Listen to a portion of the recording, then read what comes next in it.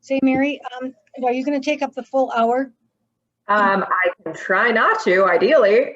Well, if so, I have to leave early because I've got forms class at 2. So just to let you know. Yeah, it will not. Don't worry, it shouldn't go that long. With that being said, if people are late, that's their own fault. So I can just get started. That's how I feel too. Yeah, Faye, you feel me. You teach classes. So the first chunk of this is really gonna just be kind of like an open discussion. So you guys feel free to interact with me, ask questions if you need to, whatever it is, because I want to talk about some of just why to do it, where to do it, how to do it, just kind of in general, if that makes sense. So let me just pull up, I'll keep an eye on the participants. So the reason I want to do this class is especially, and I mean, testimonials have always been, important. They've always been something you maybe thought of. A few years ago, I feel like Facebook reviews were really the main thing, LinkedIn recommendations, Zillow reviews, that kind of thing. But nowadays, especially with everything over COVID, where people aren't necessarily meeting others in person and they might be looking more digitally for different home resources, realtors, mortgage people, all that kind of thing. Reviews and testimonials become a big influencer when it comes to deciding who to use for certain things. So I'm not going to hire a plumber if I haven't looked them up.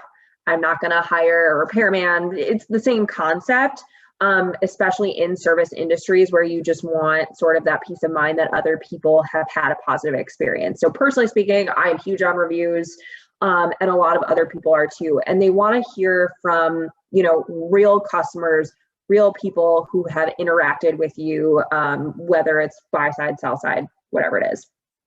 Another thing to consider is that, you have mortgage industry. So Robin's well aware of it. Real estate agents typically well aware of it, that they're heavily populated industries. A lot of people know realtors, a lot of people know mortgage people. We're all kind of well aware of that. So, if you're up against another realtor and say they have 10 more reviews than you do, that's working against you. And so my goal with this class is just to make sure you have steps in place, things set up to help prepare you to get to that point of building up your reviews, having that strong online presence, so that if that situation does arise, they're looking at you and they're saying, I'm going to work with that person. And just using Robin as an example, she has had a listing agent say, I saw your positive reviews online, that made me want to work with you. It works, and not just for mortgage people, for real estate agents as well. And it's only, in my opinion, it's only going to become more important. Obviously, we've had the internet for a long time. Everybody's pretty comfortable with it, but it's just going to continue to be such a big influencer when it comes to who people want to work with. So really, that's why I wanted to do this class. And it's something that I think some people struggle with, and especially when it comes to the state of Minnesota, we're all really nice. We want to be humble, not everybody, but you get what I'm saying. And so it's hard to say, hey, can you say nice things about me? That is not an easy question to ask. But it doesn't have to be awkward. It doesn't have to feel uncomfortable, especially because, typically speaking, at the end of a transaction, you have a good idea of how it went. If somebody had a really positive experience, and if they didn't, here's the thing, you're not going to ask them for a review. But does that sound bad? I don't know. But you can pretty much gauge how that experience went enough that you shouldn't feel uncomfortable asking. And so one of the things we're going to talk about, and for those of you on the call, in this case, Faye and Janet, I'm going to send you a link to an article that has a bunch of different scripts that I personally like in regards to how to ask somebody for a review. And, there are different scenarios. So for you guys who, if this isn't already something you're doing and you're just now implementing this into, your marketing plan, business plan, whatever it is, you probably have clients from the past however many years that you never asked for a testimonial. And so you might have a script written specifically for people that you may not have even talked to in the past few years, but it's just a checking in to say, hey, how are things going? It was great working with you however many years ago. Are you still in that house? Do you love it? Whatever it is. You know, in my business, reviews and testimonials are super, super important in terms of building a business further. Would you be willing to share your experience with me here, here, here? So that obviously I just kind of pulled that out of the top of my head, but in general, people are going to look at that and they're going to understand, because chances are they have gone and looked at reviews as a decision-making factor. So people do understand that that is an important part of your business, and it's not a bad thing to talk about that. So Janet, Faye, you're going to get that link. I will even send you the script that I use to ask for reviews for my loan officers. And it's just, you just have to get past the physical pain of saying, hey, can you say something nice about me? You know, because I get it. So then one of the main kind of starting points, besides just having a script, and what I will say about scripts as well, have an email signature template with your scripts. I use email signature templates for everything. Janet and Faye, do you both use Gmail primarily? Janet, do you use Gmail? Yes. Oh, echoey. So I, after I just kind of go through some of my spiel, I'll even go into Gmail if you'd like and show you where to create and save those email signature templates. They're going to make your life easy. So then you're not going to have to retype it out every time. You're not going to have it saved elsewhere. You just have it ready to go, send that email, which just makes the whole process smoother. But so then once you have your script, you have it saved as an email template, what the heck do you do then? Well, you have to decide, where am I directing people? Where do I want them to leave me a review? And, you know, there are a lot of spots out there that people can do it. So if you had asked me 2 years ago where the first place I directed somebody to leave a review was, I would have said Facebook. My answer, totally different now. Not to say that Facebook isn't important or LinkedIn isn't important or Zillow isn't important, but if you are going to top priority one place to have clients leave reviews, it is most definitely Google. I cannot emphasize enough that, in my personal opinion, #1 place to direct people for reviews. The reason being is typically if somebody is looking up, you know, either whether they're Googling you by name or they're Googling real estate agent in Edina and you happen to pop up, those are the first reviews that they're going to see. Typically speaking, if I had to guess, and once again, I can only speculate, people are going to go to Google before they go searching for you on Facebook. So while those Facebook reviews definitely don't hurt you at all, same thing with LinkedIn, same thing with Zillow, the first place people are going, probably 9 times out of 10, is Google itself. So if you can have that positive representation less than a click away, like they don't even have to do anything besides seeing that you have 32 5-star reviews, that's very, very good. To actually be able to do that and have those show up, you have to have a Google My Business listing. Janet and Faye, since you're on the call, do either of you have one of those already set up? No. I might have, but I'm not sure. Okay, so I will also, I'm gonna make a little note to myself, email template,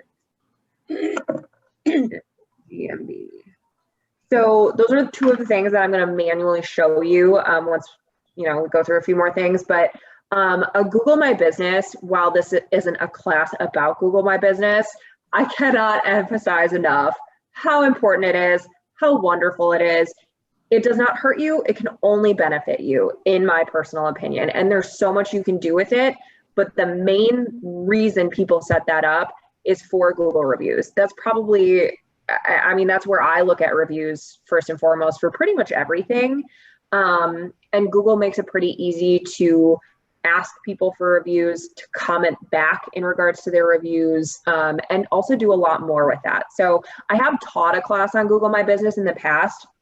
If anybody wants the link to that, whether you guys or somebody watching later, let me know. But it's, in my opinion, Google, without a doubt, the top place to be directing people. But here's the thing. You can direct people technically to as many as you want. So one template that, I've gotten from a real estate agent, she includes links to Google, Facebook, Zillow. So what she requests in her script is, would you be willing to leave me a review? All you have to do is copy and paste it and put it into these and follow these different links. You can't necessarily control if people are going to go to just one of those or all three. It's just a personal preference in regards to whether you want to attempt to get it in all three places. I don't think it's necessarily a bad thing. If you've ever worked with Robin, you would have gotten something from Social Survey, which asks for a review. Well, that doesn't go to Google. So I actually end up emailing all these people, after a transaction to say, hey, thank you so much for leaving this review. Would you be willing to copy and paste it and put it onto our Google page? And I literally include, so if they've left a review elsewhere, copy that review, put it into the email, say, all you have to do is copy and paste this and put it into Google. So that also works for people who have left you past reviews and you don't have it on Google yet. That's a way to get those positive reviews then to Google, if that makes sense. Did I explain that well? I feel like I was kind of all over the place there. Got it. Okay, good. So once again, it's if you are very anti-Zillow, don't push Zillow very much. If you don't really use your Facebook page, don't necessarily feel like you have to send everybody to Facebook. If you haven't been on your LinkedIn in 3 years, don't worry about LinkedIn. And I would say too, LinkedIn is less about clients and more just about referral partners. Like that's a request that you could send to a Robin or to Mark Schultz of Advanced Carpet, that kind of thing. But Google, highest priority without a doubt. So if you need help setting up your Google My Business, like that, the YouTube video didn't cover it, and you need help with that, please let me know. It is one of the things I am most passionate about. So I'm happy to help you with that.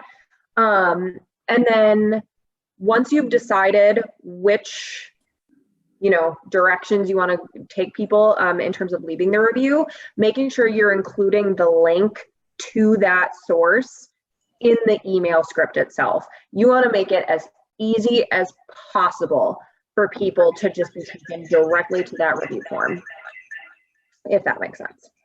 So the other thing I've seen people do is,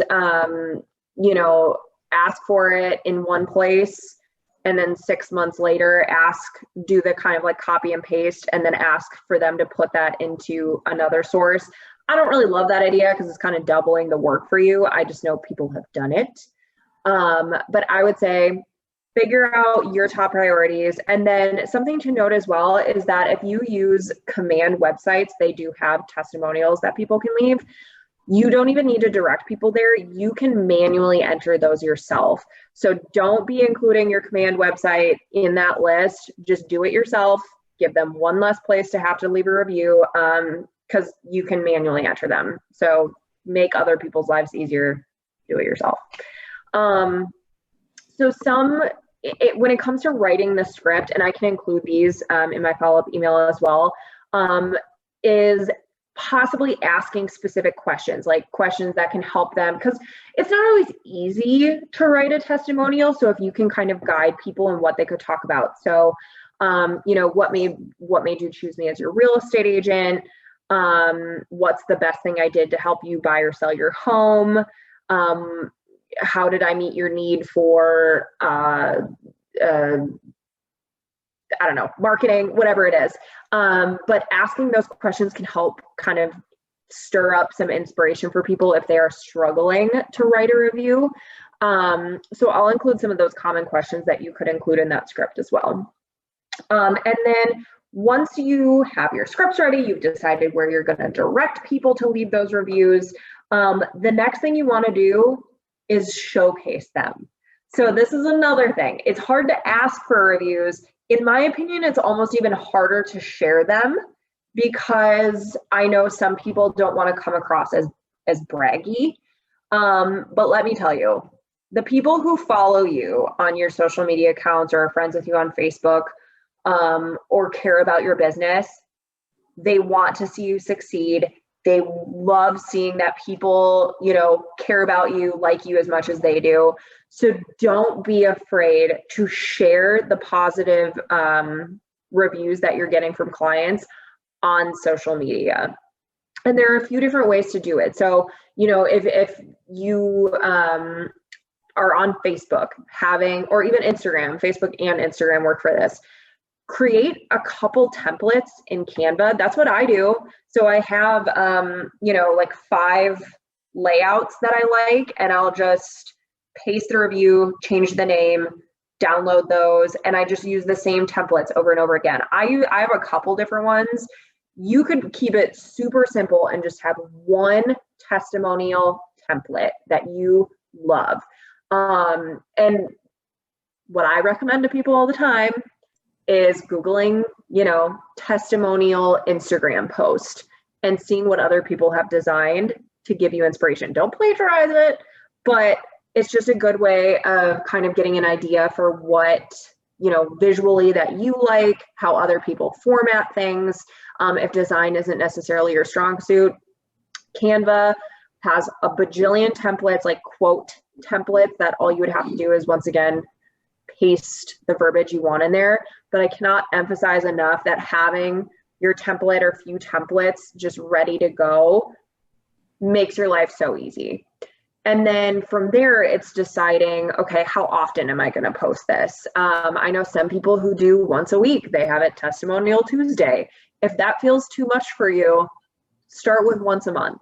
Do one testimonial a month. Like, you could even call it like client spotlight, and then make it more about the client than necessarily about you, and say, thank you so much for choosing to work with me, John Doe. It was such a pleasure, blah, blah, blah. Tag the client if you want. Tagging somebody always makes your post go farther. If there are like mortgage or title people associated with it, like if you have a photo with all of you at the closing table, tag other people. But I'll be honest, like, testimonial posts do very, very well on social media. And it's, once again, to just reiterate my point from before, people want to see you do well. If they follow your pages, it's because they know you, they care about you, they trust you as a real estate agent. So then seeing you do well and seeing other people have positive thoughts and words, they're gonna like and share it more than, in our case, like your standard mortgage updates. So keep that in mind, is that even though it can feel a little uncomfortable to post things about yourself of like, yeah, look at how awesome I am, other people do like seeing that. And I think, if that's something that does feel uncomfortable for you, like I said, in that caption, kind of turn it back around in regards to being a moment for you to show gratitude towards your clients, or show gratitude towards your vendor partners, or whoever it is that left that testimonial. Because then it feels a little bit less like you're bringing about yourself and more about, I appreciate these people in my life that work with me. So if that's something that's hard for you, let me know. I can help you brainstorm some captions or brainstorm some different ways of communicating this information. But it's not just Facebook and Instagram. Although this is Instagram related, but another thing you could do with Instagram is, if you don't necessarily want to just have it as like a post, you could do Instagram stories and have an Instagram story highlight for like happy clients and turn it into an Instagram story template. So it doesn't always have to be just like a regular post. If you want it to only be around for 24 hours, make it an Instagram story. So if you want to brainstorm, like I said, something more so to do with how to market your testimonials, that's something we could follow up about. And then lastly, another way that you could broadcast them is if you have clients who are comfortable on video, you could even ask them to do like a video, like talking about their experience. If they have like a really cool backstory, or like a cool story about why they fell in love with a specific house, or if they're selling a house for any like, interesting reason, like if they'd be willing to do that on video, throw it on YouTube. People love videos. People love people. You want to be careful because obviously you need permission, but chances are if they're sitting down to talk about this, they're giving you permission to be on that video. So you can get pretty creative in regards to how you share this information. And once again, there's always a way to kind of turn it around as a show of gratitude versus a show of, look at how awesome I am. So keep those things in mind. Something I've seen people do, and once again, this is debated. If you are really desperate to like up your Google reviews, I have seen people offer like a raffle or a draw. Like if you leave a review, you'll be entered to win a coffee gift card. I don't know, something like that. I have seen people do it.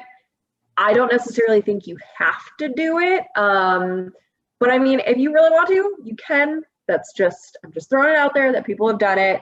You want to make sure it's, compliant. It's nothing like super wild. But if that's something that you want to do, I'm not going to stop you. Bribery. It's called bribery. Yes. Thank you, Faye. That is exactly what it is. Makes me a little uncomfortable if you have to have a monetary reason for leaving me a good review. Don't leave me a review at all. Thank you. Yeah, and that kind of goes back to the point of how your relationship was with that person. I personally don't think you really need to do that if it's somebody that enjoyed their experience with you. Yeah. And here's the thing. Another thing is that, and I'm a sensitive person. I take things personally. So sometimes I'm like, I sent you this nice email asking for a review and you didn't do it. It's going to happen. Not everybody's going to do it. I don't think it hurts to send a reminder, like, I don't know, a few weeks later, but don't be like, all up on somebody if they didn't leave your review. What's the matter with you anyway? Yeah, right? Like, what the heck? Yeah. It is what it is. But then the other thing to keep in mind too is you're more likely to actually get a response if you can make it as personalized as possible.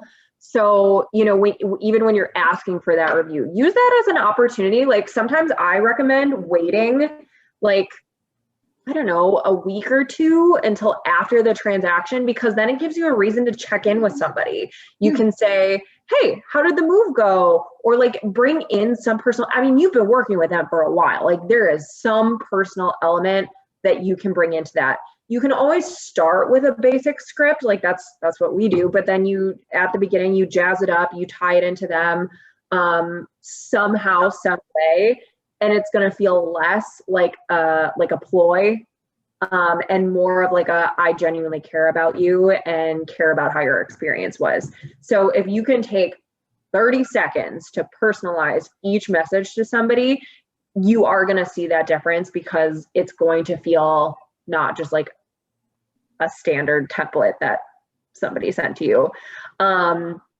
If you get closing photos with people and you have their permission, you can use those in your testimonial posts as well.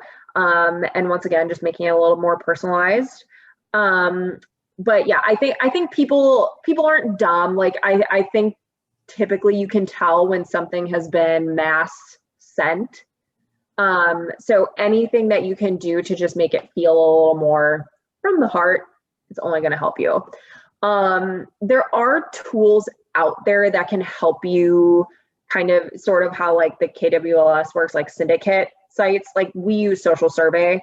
I know Keller Williams has talked to Social Survey in the past. I don't know like if anything came of that, but there are syndicate like resources that you can use, but they are going to cost money. So at that point, I would say, I'm all about free and affordable. So at that point, I wouldn't do it because I think, when it comes to your social media pages, if you focus on Google, you can still take that review and post it on your social media pages. So I would say save your money.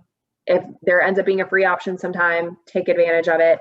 But one thing that you might not, realize is beneficial is actually doing text requests. So especially if you use Google My Business, they have an app, I have it. You can send a review request from the app and it sends it as a text message. So you can still, personalize it a little bit. However it is, like do essentially the same concept as if you're going to send it via an email. But texting, it just has that extra layer of like personal touch. So if you had a client who you were really comfortable with over text message, don't be afraid to send that request over text, because it typically does have a higher rate of completed surveys and reviews. I know, at least for me, it's a lot harder to put off a text message than it is putting off an email. Does that sound bad? I hope not. But it's just something to keep in mind, that don't be afraid to text people. We already kind of talked about this, using video, so getting client stories, making it really about them, and then tying it into their experience working with you. So don't be afraid to do that either. And then you can also utilize some of that content. If you have like a client review video, create an ad out of that. Heck yeah, that's a very unique ad idea that I haven't seen other people do. I'm going to emphasize over and over again, make sure you have permission from people to be doing these things. Not everybody wants to be shared all over the place or have their name out there. But there's a lot that you can do with these that goes beyond just asking for it. So that's really the point I wanted to make. And then in regards to like what you can do to set up this process for yourself, write your script, add it to an email template, set up a Google My Business, choose if you want to send it to any or have people write reviews anywhere else, create templates for it, and posting on social media. So it sounds like a lot, but if you can at least at the very minimum, get into the habit of asking a client for a review, you know, within a week, 2 weeks of the transaction, and then also going back to your past clients and asking them as well, you're going to start to see those reviews rack up.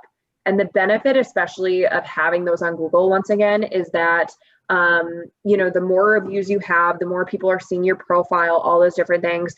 Google is then going to prioritize you over other real estate agents, over other people in similar industries, which benefits your search results. So that is another one of the reasons that I really try to emphasize the importance of Google reviews over maybe some of the other ones, is that they do overall make a larger impact on your search engine optimization than, you know, Facebook, LinkedIn, etc.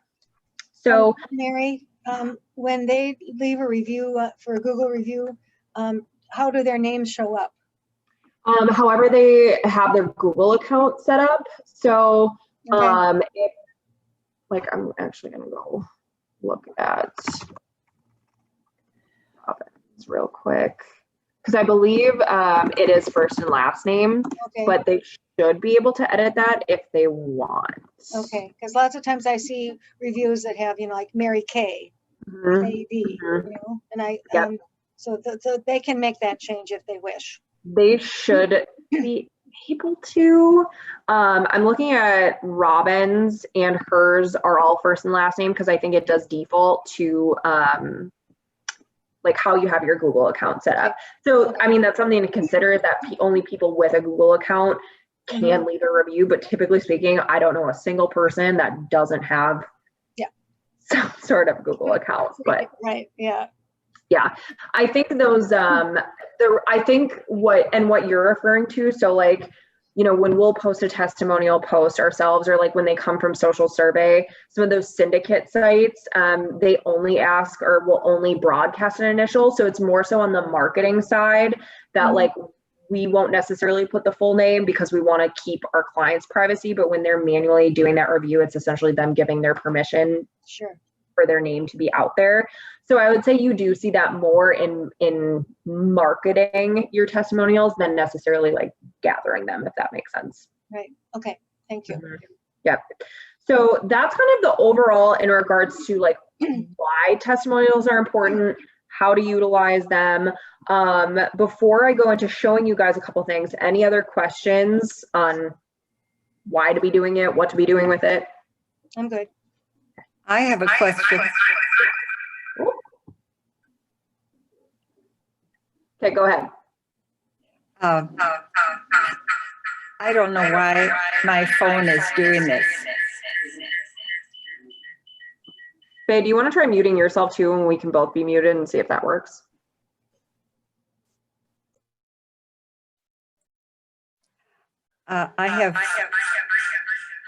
It's not working. Oh, Jan, I think it's because you need to mute your computer and then talk. I did. I did. Your phone isn't muted, but your computer. I muted my computer. It says Jan's iPhone is muted. So I would unmute the iPhone and then mute the other account.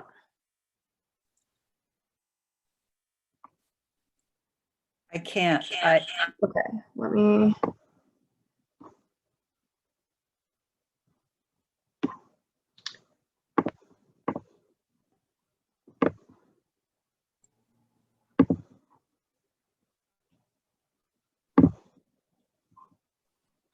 Huh. Okay, it looks like. Okay, now try. I'll try. Good. I had no way to do it on my phone. I have a few people that do not use computers, if you can believe it. Is there a way to put written actual paper reviews into a Google format, or do they just have to have a Google account? Yep. So the reason I say that, and it's a little bit different for, you know, if you have a website or if you're creating a social media graphic, because, you know, you're just kind of manually entering whatever it is somebody had written. But with Google, like the only way to post a review is if there's a Google account attached to it. I have seen I know another real estate agent who had that exact same problem. And so he thought he could post their review, but the problem is it looked like he was leaving a positive review for himself. And people are gonna be like, what the heck? So at least with Google, with Facebook, like those places themselves, unless somebody has an account that they can do that on, there's not really a workaround. I see. Okay. So, yeah, that's kind of, but you can still utilize, like I said, like if you have a website, you can add them there, or if you want to create a social media graphic and have that written testimonial there, then 100% by all means still utilize that. But yeah, that is the hard thing, is if people are completely like not using technology, then there's that caveat. So Okay. yeah, sorry, I wish I had better news. No problem. Okay. All right. So the two things I want to show you guys are how to create a I'll get there, an email signature template. Sound good? Can I show that to you? Cool. So I am going to share my screen. I can go into Gmail.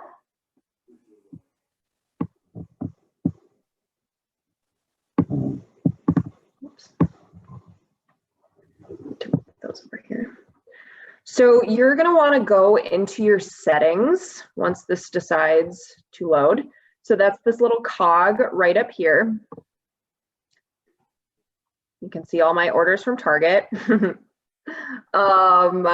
So once this decides to load, you're going to go to see all settings here in the top right. And this technically works for just a generic email signature too. But once I'm here, I'm just gonna scroll down. And now once I move us under the signatures tab, you can do a couple different things. So you can have, like I said, just a generic signature, which mine is as basic as it gets because I do not use this for work. So this is just my generic signature under signature default. This is the main one that I use for pretty much anything. But you can create as many alternate signatures as you want. And when I say alternate signature, it's just something that, you know, like content, like within the body of the email, if you want it pre-written so that you're not constantly having to retype things. I use these for everything. So to do that, you'll just create new. I'm going to call this review request, create. And then you just literally type it out exactly as you want. So I'm going to say, hi, blah, blah, blah, so I can fill that in later. I I'm going to keep this very short and sweet. You're obviously going to make this a little bit different. How was the move? Blah, blah, blah, blah, blah. In our business, positive feedback is so, I hate when people can watch me type because I like stop being able to type properly. Positive feedback is so important. I loved working with you and would be so appreciative of any feedback you could give. Here is a link to my Google page, blah, blah, blah. Once again, this is absolutely not what I would end up sending to somebody. Just want to get my point across. There's a link, and then you do, you know, your normal end signature, whatever it is. You can add images if you want. You can add links. So like if I'm adding my Google My Business link, that's actually the next thing I want to show you. So I'm going to go to Robin's account. Oops, I actually wanted to be in my account. That was dumb. I am going to go to, if you have a Google My Business set up, so this is a little farther ahead if you don't have it yet, but there's this tab called My Business. And then if you have a Google My Business set up, you'll be able to see it here. And then from your main Google My Business dashboard, there is a share review form link. This is the link, no other link. If you are using Google Reviews, this is the exact one you will always want to use forever and always. So I'm going to grab that. And here I am going to just paste that. And then I'm also, just to like really make sure it works, I'm going to link it. Okay, perfect. It's linked. You can also type out, like I could actually, Google page. You can also link verbiage. So if I didn't want to actually have the link written out, I mean, I think you should, because not everybody is going to realize that maybe your verbiage is linked, but you can actually have that linked as well. So you can do it a few different ways. But once I'm done here and it looks the way I want, make sure you save your changes. You gotta scroll down, you gotta save your changes or it won't work. So then when I compose a new email,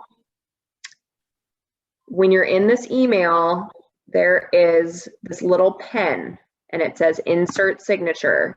And now I can insert my signature and bada bing, bada boom, it's right there. So now I can alter this to say whatever I want, add my little personal touch, send it to whoever I want, and that is how you create signatures for your review form. Once again, do not use this one that I wrote out because it's so bad, but you get the point. Does that all make sense? How to add that signature, how to save it, utilize it later.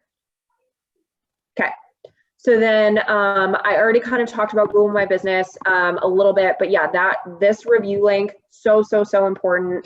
But then you're also able to go through your reviews, respond to them later. So if somebody says something nice, you can respond back and say, I appreciate the kind words. It was so great working with you too, whatever it is.